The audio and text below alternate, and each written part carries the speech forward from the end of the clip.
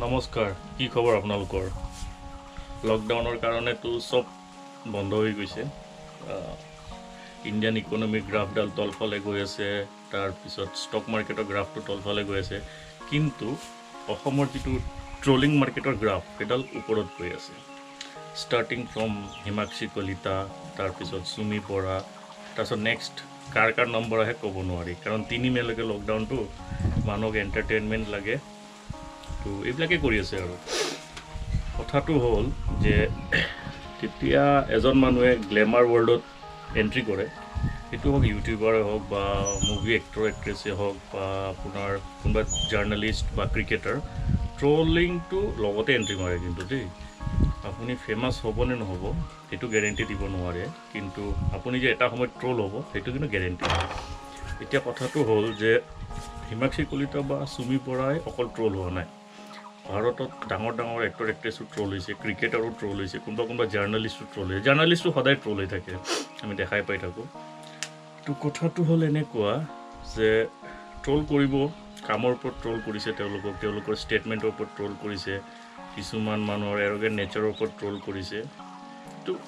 সেইটো জাষ্টিফাই হয় জাষ্টিফিকেশ্যন দিব পাৰি যে তেওঁলোকে এনেকৈ ষ্টেটমেণ্ট দিছে যাৰ কাৰণে ট্ৰল হৈছে এতিয়া কথাটো হ'ল যে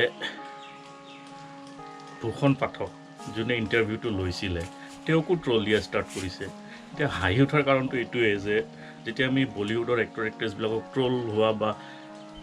ক্ৰিকেটাৰক ট্ৰল হোৱা দেখা পাওঁ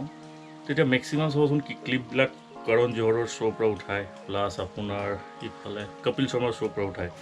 তেওঁলোকক ট্ৰল নিদিয়ে জানো কপিল শৰ্মাকতো ট্ৰল নিদিয়ে বা কৰণ জোহৰকতো ট্ৰল নিদিয়ে তো ভূষণ পাঠকে ইণ্টাৰভিউ লৈছে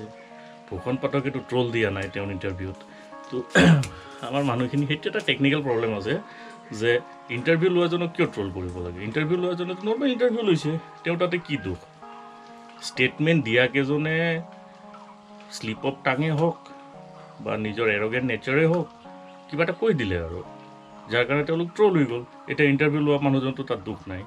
হয়নে নহয় তো সেইটোৱে কওঁ যে 3 মেলৈকে লকডাউন আৰু কোন ট্ৰল হ'ব ক'ব নোৱাৰি ময়ো ট্ৰল হৈ যাব পাৰোঁ দেই এইটো ভিডিঅ' বনোৱাৰ পিছত তো কি ক'ম আৰু ভালকৈ থাকক কিন্তু পাৰ্চনেল নহ'ব পাৰ্চনেল লাইফত সোমাই নাযাব কাৰো ট্ৰল কৰাৰ নামত সেইটোৱে কৈছোঁ আৰু একো নাই আৰু কি ক'ম আৰু থেংক ইউ